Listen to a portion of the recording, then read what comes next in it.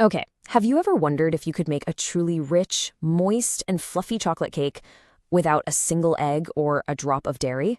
Well, get ready, because in the next few minutes, we're going to pull back the curtain on the simple science that makes it not just possible, but honestly, incredibly easy. And look, this isn't about making a cake that's just good for a vegan cake. No way. This quote right here says it all. We are talking about a cake that is just plain fantastic. The kind that vanishes before anyone even thinks to ask what's in it. So that's the big question, right? How in the world do you get that perfect texture and that deep chocolate flavor when you take out the traditional building blocks of baking? It feels like it should be magic, but it's actually some really clever and super simple kitchen chemistry. So let's just start with the absolute best part. This amazing result is surprisingly simple to get. We are not talking about a bunch of complicated steps or weird, hard-to-find ingredients here. And here's the thing, everyone agrees on this.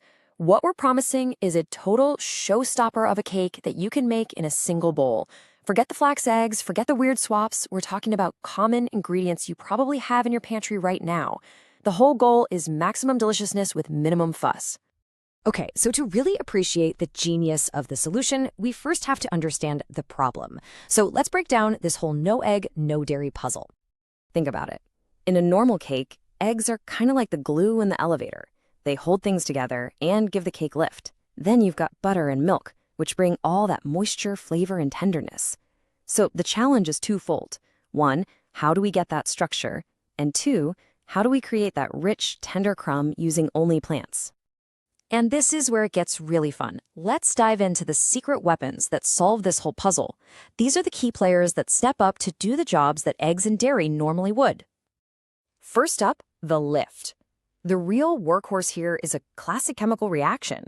You just combine an acid, like plain old white vinegar, with baking soda. And boom! It creates this fizz of carbon dioxide bubbles right there in the batter. It is just like that mini science fair volcano we all made. And those bubbles get trapped when the cake bakes, making it unbelievably light and fluffy. Okay, so what about the binder? What holds it all together? Enter aquafaba.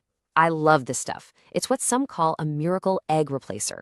And you're not going to believe this. It's just the liquid from a can of chickpeas. The stuff you normally pour down the drain. It adds structure and lightness just like an egg white, but here's the best part. You will not taste it. I promise, your cake will not taste like hummus. And for that rich, tender crumb, we make our own vegan buttermilk. And it's so easy. You just mix a plant-based milk with a little bit of vinegar and let it sit for a few minutes. That acid curdles the milk just enough to help break down the gluten in the flour, and that's what gives you a super tender, moist cake. And here's a pro tip. Soy milk tends to work best because it has more protein, which creates a richer reaction. And finally, let's talk flavor boosters. These aren't about structure, but they are absolutely crucial. A little bit of coffee or espresso powder, it doesn't make the cake taste like coffee, I swear. It just makes the chocolate taste more chocolatey. And of course, you've got vanilla and salt, the trusty supporting actors that balance out the sweetness and make all the other flavors just sing. Okay, so we've got our secret weapons lined up. Now, let's see how they all come together. Because believe it or not, how you mix this cake is just as important as what's in it. Here's the most important thing to remember. The second your wet ingredients, with that vinegar, hit the dry ingredients with the baking soda, that volcano reaction kicks off. The clock is officially ticking. You are actively creating the bubbles that are going to lift your cake. And that is why the next step is so critical. And this just shows you how simple it is. You make your buttermilk, you whisk your dry ingredients in one big bowl, you pour in all the wet stuff, and then, and this is key, you whisk it until it's just combined. Seriously, do not overmix. You want to keep all those beautiful air bubbles you just worked so hard to create. Then it's straight into the pans and into the oven. Done. All right, you know the science, you know the method. Now let's go over a few final pro tips that are going to guarantee you a perfect cake every single time. Now this is such a good tip. The type of pan you use actually matters a lot, especially with a moist, egg-free batter like this one. Light-colored metal pans reflect heat, so they bake the cake gently and evenly. Dark pans, they absorb heat, which can cook the edges way too fast, giving you dry sides and a sunken middle. So for that perfect, even bake, go for the light pans. And what about making it ahead of time? Well, here's a handy guide. that the real secret from the pros is to freeze your unfrosted cake layers. I know, it sounds wrong, but it doesn't dry them out. In fact, if you wrap them well, freezing actually locks the moisture in. Plus, it makes the cake way easier to frost later on. It's a win-win.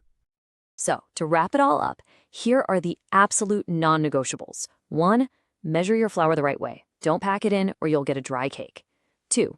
Use room temperature ingredients to get a nice smooth batter. 3. Do not skip the coffee. It is a total flavor game changer. And 4. Please be patient and let those cake layers cool completely before you even think about frosting them. And there you have it. The secret to a perfect vegan chocolate cake isn't magic at all. It's just a little bit of awesome science. So, the final thought I want to leave you with is this. Now that you understand these basic principles, the lift, the binding, the moisture, what's next? What other classic desserts could you totally reinvent with this simple, powerful chemistry?